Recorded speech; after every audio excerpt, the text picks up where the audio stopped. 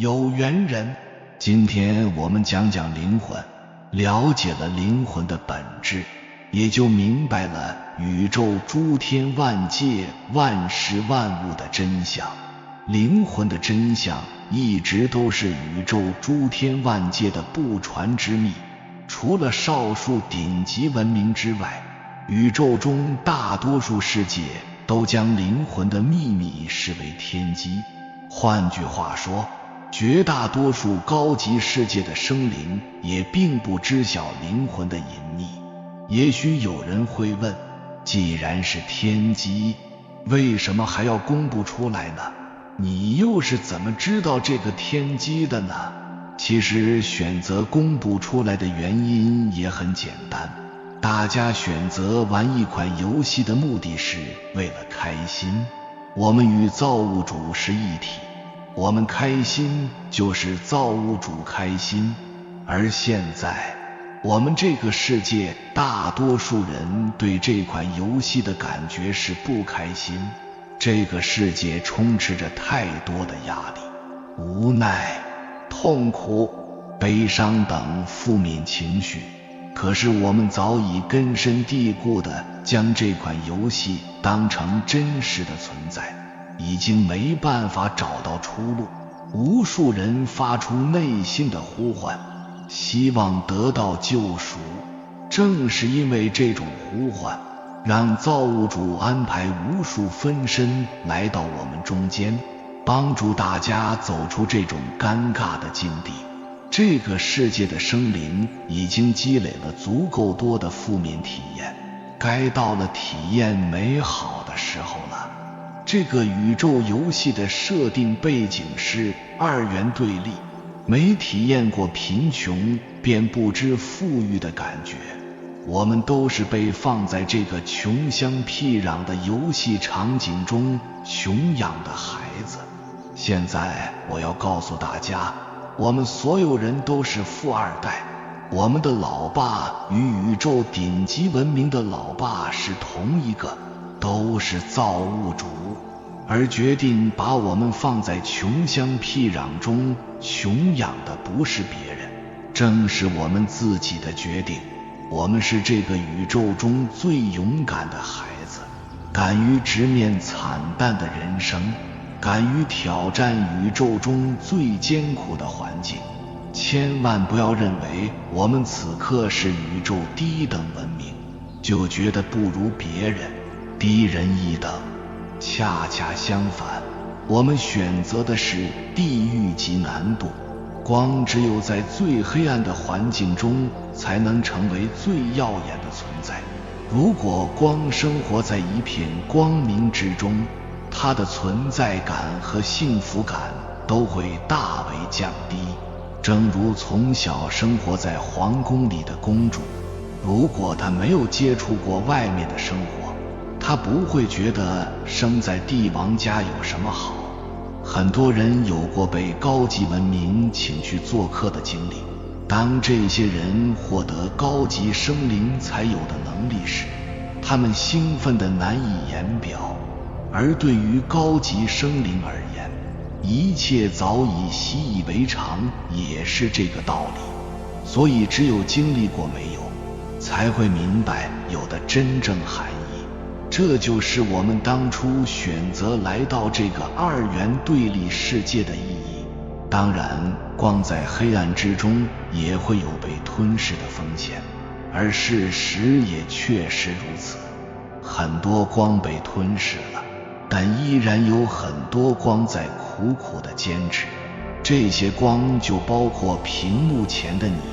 造物主听到了你的呼唤，现在是时候把大家接回家享受人生了。01灵魂诞生篇。壮士，要搞清楚灵魂的诞生，离不开宇宙的起源。今天我们便从宇宙的起源讲起。我们这个宇宙的创造者称之为造物主，我们所熟知的神、上帝、如来等等都是对他不同的表述。我们数千年来一直都对造物主有个错误的认知，认为造物主是一个具有超能力的人或者人形的生物，这实在是一记夺神。我们错把一些在地球上出现过的高级世界生灵当成了神，其实他们本质上是与我们一样的存在，只不过他们觉醒了一些我们本来就有的一些能力，而这些能力现在的我们无法使用了。造物主有个乳名，称之为混沌。混沌之初，一片混沌便是造物主最初的样子。混沌就是一切，除了混沌别无他物，因为没有参照物，没有除了它以外的任何事物，甚至连外这个概念也不存在。大家可以想象，如果你是他，在这种状态下，你要如何认识到你自己到底是个怎样的存在呢？混沌很聪明，既然没有参照物，他就在内部创造一个参照物出来。于是他决定将自身分裂成不同部分，用其中一部分去感知另外的部分，再用另外的部分感知这部分，从而实现对自身全部的感知。首先，他将自身裂变为阴和阳两种对应的能量，相互感知。当然，这种感知粗糙而肤浅。为了将感知细腻化，他选择继续裂变，于是有了4象八卦。到了八卦能量态，8种能量相互叠加，感知变得细腻而具体。然而混沌发现，不管如何细腻具体，那感觉就像左手摸右手，摸来摸去还是他自己。因为所有的能量态都具有统一的意识，就像一个人用手摸他自己身体的各个部分，虽然能感知到差异，但依然没有办法对自身有一个客观的认知。所以要想实现对自身真实客观的认知，用于感知的意识必须要与其自身所化的能量分裂开来。于是混沌干脆将部分自己彻底分裂成无穷多个更小的自己，并与之断绝了联系。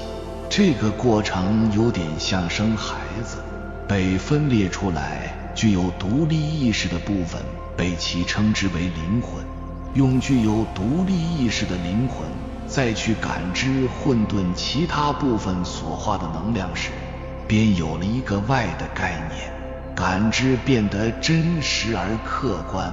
灵魂完成感知任务后再回归本体，如此一来，混沌通过灵魂获得了对自身客观的认知。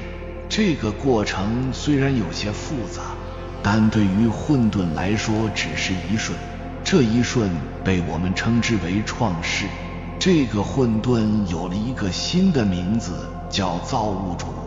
大家在上面的阐述中有没有发现一个问题？我说造物主将自身分裂成无穷多个更小的自己，并与之断绝了联系。那么是怎么分裂的呢？要知道，混沌状态下，空间根本不存在，一切都是造物主本身。大家已经习惯了以空间为基础的思维，所以并不觉得这是个难题。但在没有空间的状态下，这恰恰是最难的难题，因为物理切割是不可能做到的事情。当然，这并不能难倒无所不能的造物主。造物主分裂自身的方法是忘却，让部分自我忘却自己是造物主，这样便有了新的独立的意识。这类似于我们将部分电脑硬盘格式化的做法。如此一来，被格式化的造物主分身灵魂诞生了。新诞生的灵魂忘记了自己是造物主，所以他便能以全新的眼光看待造物主自身，看待其自身所化的各种能量。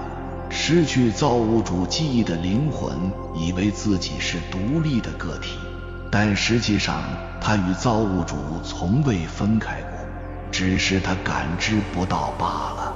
造物主却能够随时感知每一个灵魂的感知，但这种感知又有别于其自身，因为这是全新的感知体验，一个来自于自身之外的感知体验。这就是造物主认识自身的手段。所以我们都是造物主分身，我们与造物主是一体，从未分开过。我们就是造物主，这是任谁都无法改变的事实，绝非虚言。造物主时刻都在感受着我们的感受，我们开心他就开心，我们痛苦他就痛苦，我们的所有喜怒哀乐他都感同身受，我们就相当于他身上的一个部位。他知道这个部位正在经历着痛苦，所以他安排无数分身来到这个部位，帮助大家摆脱痛苦。请记住，我们从未与造物主分开，我们就是造物主。宇宙中的所有生灵，万事万物都是一体，你就是我，我就是你。这就是我今天要告诉大家的第一个道理。只有明白了这个道理，我们才能真正脱离苦海，成为宇宙中顶级文明的存在。造物主通过抹去自身记忆的方法，创造了失忆的自己，也就是灵魂。那么同样在没有空间的概念下，无极生太极，太极生两仪，两仪生四象，四象生八卦的能量裂变又是怎样实现的呢？造物主用的手段是极化，当然它还有一个相当响亮的名字，叫太极。混沌状态下，造物主各部分能量无差无别，这就是无极状态。太的意思是极致，因为造物主自身的能量是所有能量的极致。太阳是极致之阳，太阴是极致之阴，太上是极致之上等等，就是这个意思。造物主将自身能量进行极化，这个过程就是太极。极化的结果，两极诞生了。这两极就是阴与阳，好与坏，善与恶，快与慢，冷与暖，光明与黑暗，这就是事物的两极。任何一极都无法脱离另一极而单独存在。正如没有恶，你就不知什么是善；没有坏，你就不知道好是什么。事物有了两极，便有了二极对立，这就是大家经常听说的二元对立世界的由来。这也是我们为什么要主动来到这个世界来体验生活的根本原因。体验过苦，才会知道甜的意义；体验过不幸，才会知道幸福的真谛。现在这种生活我们已经体验够多了，是时候带着大家回家了。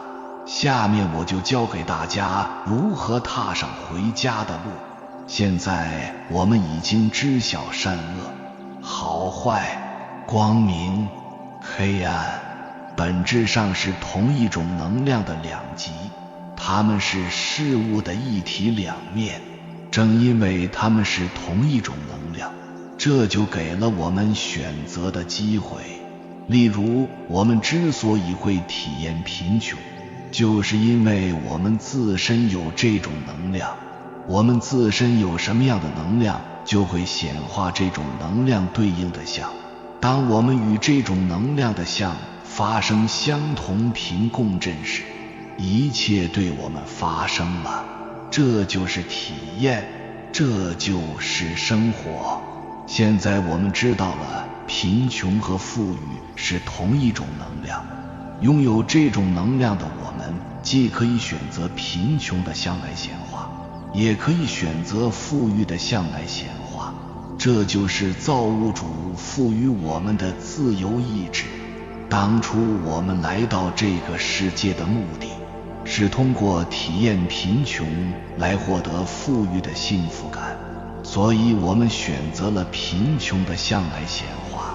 当然，最初我们对贫穷的体验是快乐的，就如同一个从小生活在皇宫中的公主，刚刚来到民间体验生活，她是怀着一种喜悦的心情在体验的。直到体验了太久，她发现贫穷并不好玩，但她已然忘记了自己原本拥有的改变现状的能力，而是不断与贫穷进行能量纠缠。比如他欠了债务，他每天想的就是怎么还债，他的这种想法又会不断显化在他的生活当中，所以还债变成了他经历的生活。他痛苦极了，再也不愿再体验这种感受了。他发出了绝望的呼唤。他父亲知道后，把他接回了家。回到家中，他才发现原本枯燥无味的皇宫生活竟然是那么的美好。我们正经历着与这位公主类似的经历。这一次我就是来接大家回家的，只是我们与公主的回家方式有所不同。公主回家是空间的转换，我们回家是个一起的过程。一起我们就是造物主本身，我们本就什么都有。这句话真实不虚，等你真的全部一起，你会发现原来你真的什么都有，比这个世界乃至整个宇宙最富有的人还要富有。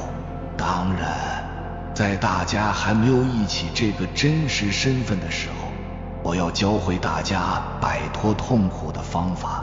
这个方法叫做选择、创造、体验。前面说过，贫穷与富裕是同一种能量，我们既可以选择贫穷来显化，也可以选择富裕来显化。当你正在体验贫穷时，请坚定地告诉自己，这不是我想要的，我要体验这种能量的另外一极，也就是富裕。然后开始内心造像，反复告诉自己，我是富裕的。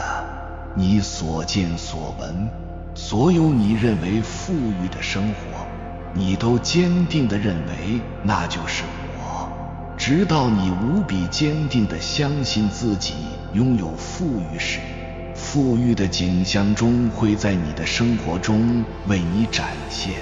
其实心想事成原本就是我们天生的能力，只是现在状态下的我们做到这一点并不容易，因为我们的念头太弱、太多、太杂乱，所有的念头都是弱到不能再弱的信号。这种信号所携带的能量极其微弱，要显化在集体意识控制的现实世界并不容易。因此我给大家8个字显化法则：喜爱、专注、持久、利他。做你真正喜欢做的事，专注去做，持之以恒。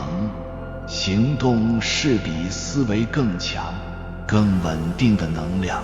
如此一来，你喜欢的事物就会由弱信号变成强信号，最终显化在你的世界。那为什么还有一个利他呢？别忘了，他就是你。我们所有人是一体，虽然我们遗忘了自己造物主的身份，但却改变不了我们是一体的事实。从这个角度讲，利他便是利己。你对这个世界所做的一切都是你在向外释放能量，这些能量最终都会回到你身上，被你体验一遍，这就是因果法则。所以请把你最喜欢、最想得到的东西欢喜地送出去吧，因为你无法送出你没有的东西。送出去的行动会让这种能量加强，送给别人就是送给你自己，因为你的世界没有别人。也许有人一定会问，我想得到某样东西，就是因为我没有，我没有的东西拿什么送出去呢？那你有没有想过，你是真的没有吗？不正是因为你认为你没有的这种想法限制了你的显化吗？我现在告诉你，你什么都有，其实你也真的什么都有，因为你就是造物主。可是你不相信自己什么都有，不相信自己是造物主，这才是关键。恰恰是你内心最深层次的认知阻碍了你回家的路。哪怕你有1分钱，也要告诉自己，我很富有，我要把我所有的财富奉献给需要的人。记住，你送出去的不是1分钱，是你的全部身家，是一种叫做财富的能量，这种能量也必然回馈到你的身上。刚刚我们解读了无极生太极，太极生两仪的原理和应用。造物主认识自身的方法就是道，道采取的手段就是太极。这种手段就是将同一种能量向着2个极端分化，形成2种不同的能量状态。当然，事物光有2极还不行，没有2极的融合与变化，便不会裂变更多的差异。比如，没有阴和阳的融合变化，就不可能有4象8卦，而这种融合变化就是我们这个宇宙能变得丰富多彩的根本原因。老子发现了它，于是有了《道德经》中的道生一，一生二，二生三，三生万物。大家都知道，一就是太极，二就是阴阳2极，唯独对这个3的解释众说纷纭。其实3就是阴阳2极的融合变化，你可以称其为非阴非阳。大家都知道，这个世界绝不是非黑即白，由黑到白之间是无穷能量态的变化。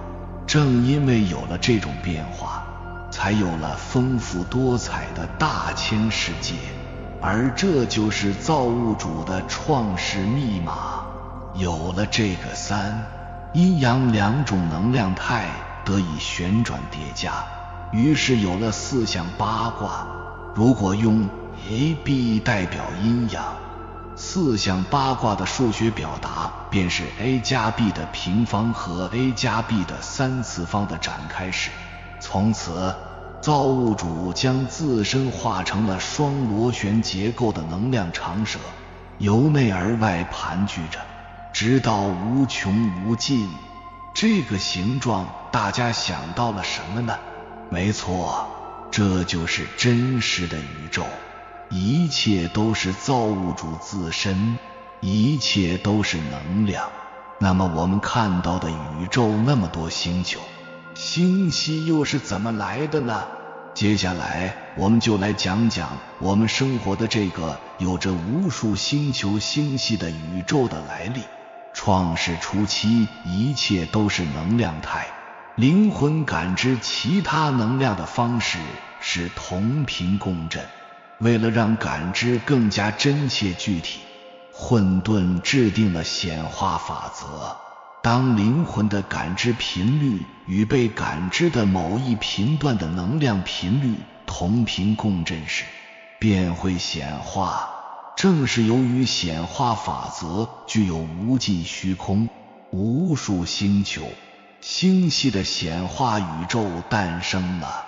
对我们这个世界的人类而言，我们无感的感知范围便是我们能够感知到的能量，我们只能与这一部分能量同频共振，因此这一部分能量便显化为物质。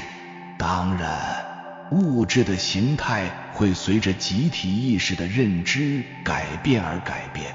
目前我们认为宇宙是由星球、星系构成的，所以它显化的就是星球、星系的状态。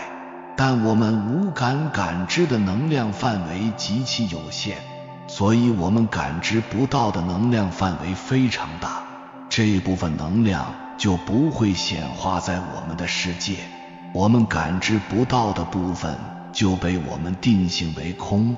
这就是空间的来历，这就是具有着无尽虚空的宇宙的来历。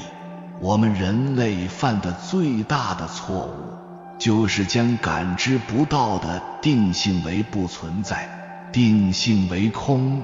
现在大家还觉得那是空吗？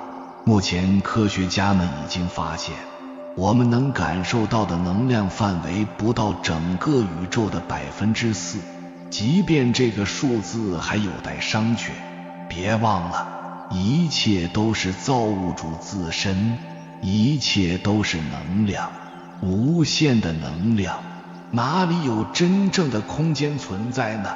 我们人类之所以无法在宇宙中自由穿梭，最根本的原因是我们的能量频率无法进入我们感受不到的能量层级，我们只能在我们自身能感受到的能量带中航行。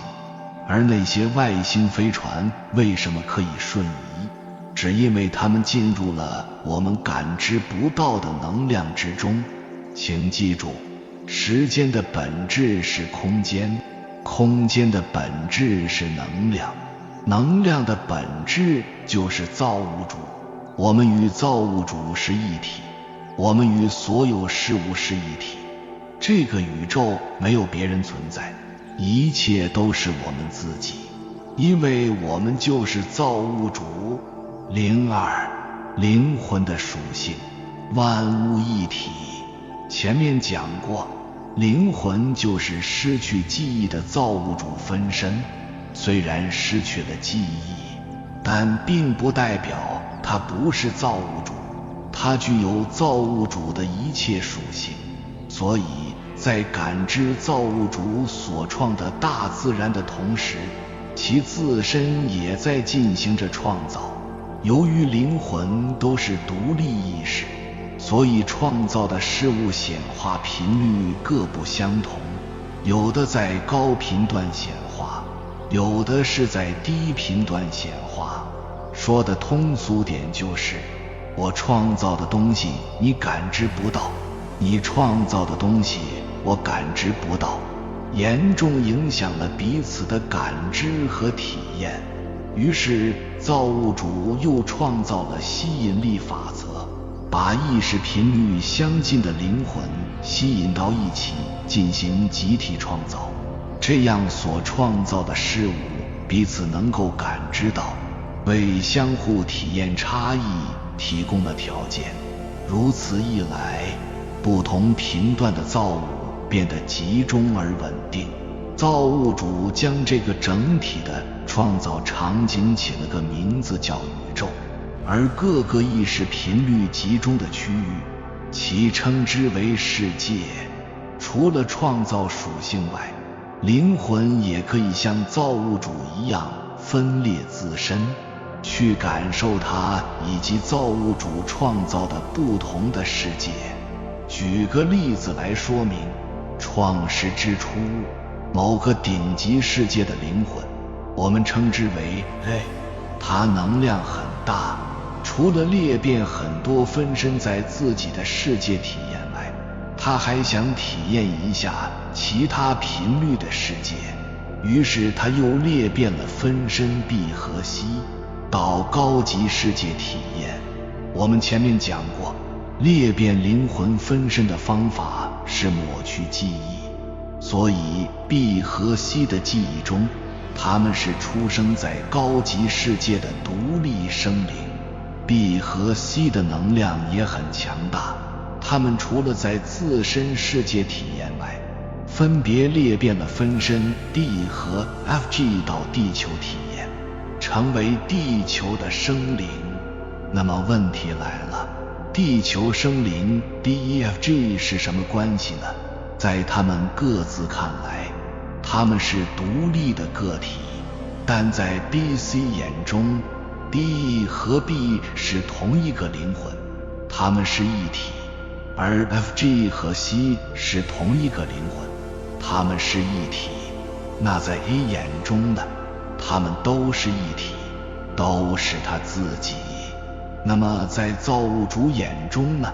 所有的生灵都是一体，都是他自己，从未分开过，只是各个世界的生灵在不同程度忘记了他们的身份而已。大家现在知道了自己的真实身份了吗？我在灵魂的角度再一次得出结论，我们都是失忆的造物主分身，我们都是神。那么我们仰望星空，让我们惊为天人的外星高级生灵，他们都是谁呢？他们不就是我们自己吗？我们是他们的分身不假，但他们又何尝不是我们的分身呢？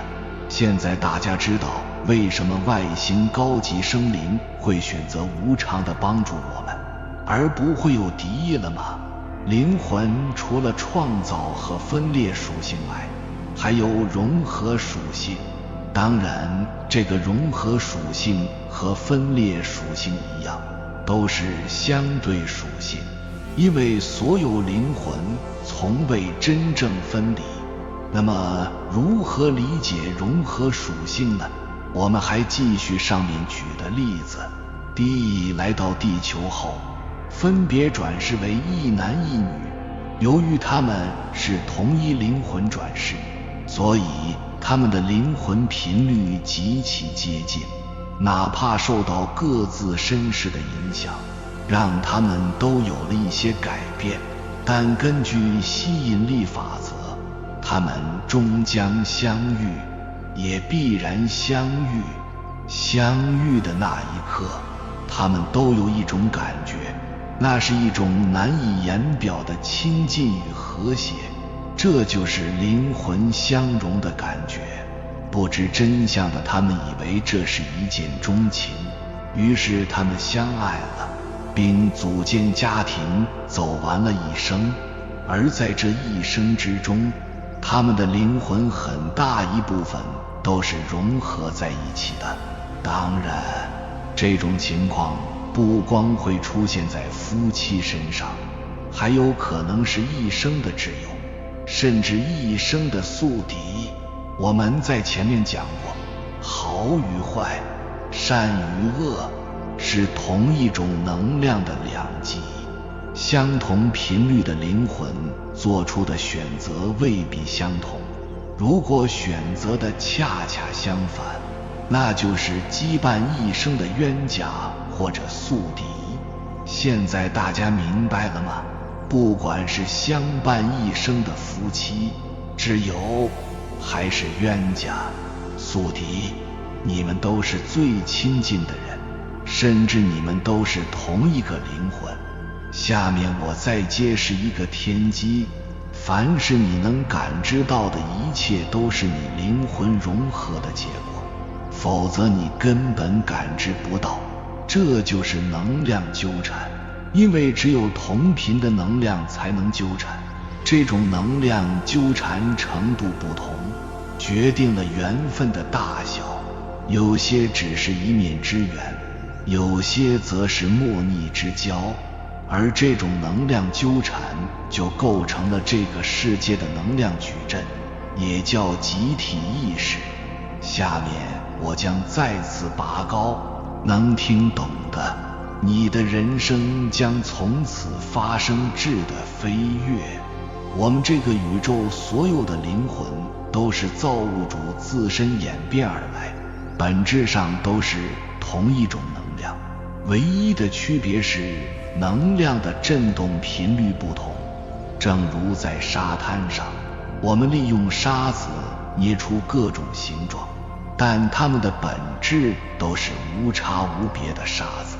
灵魂也是一样，相互之间彼此融合的部分，就是灵魂能量中频率相同的部分。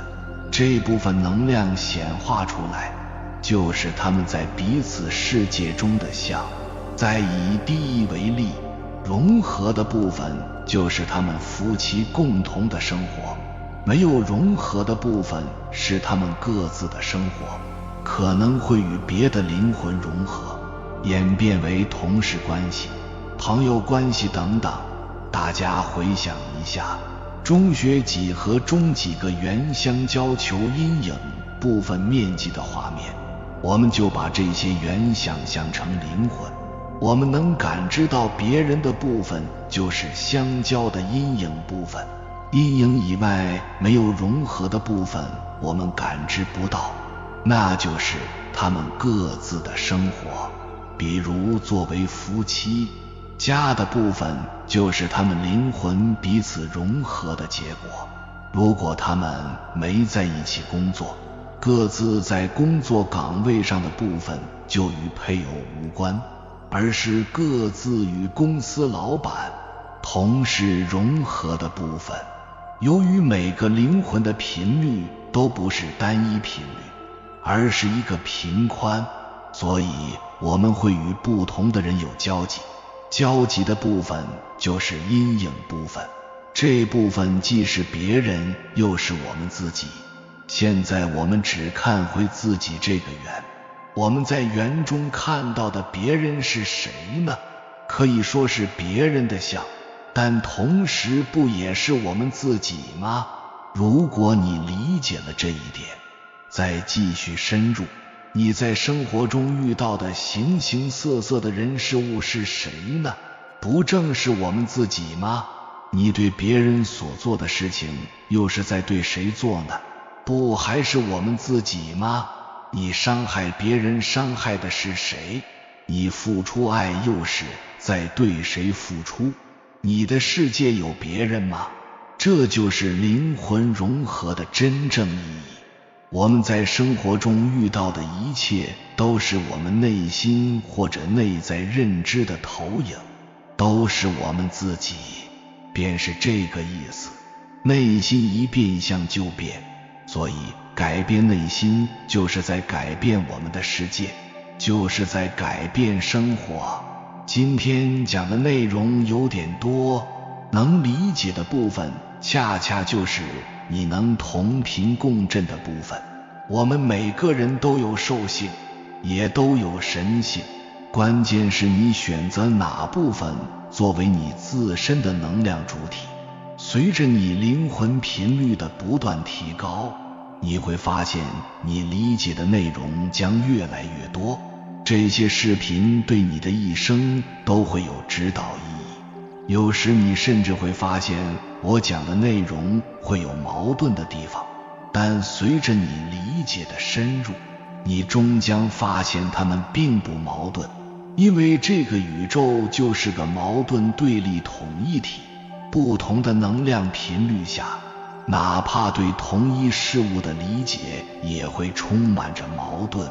就以金钱为例，普通老百姓对金钱的理解就与华尔街金融大鳄们截然不同，而到了高级文明，你会发现金钱不见了，因为金钱所代表的能量频率达不到那么高，进入不了他们的世界。感谢你看到最后，如果今天的影片对你有所帮助，请按个赞给我响应，回复一句：我就是造物主的分身，一切早已在我之内。有缘人，该到了体验美好的时候了。愿你早日认清灵魂的本质，从此活出真正的自己。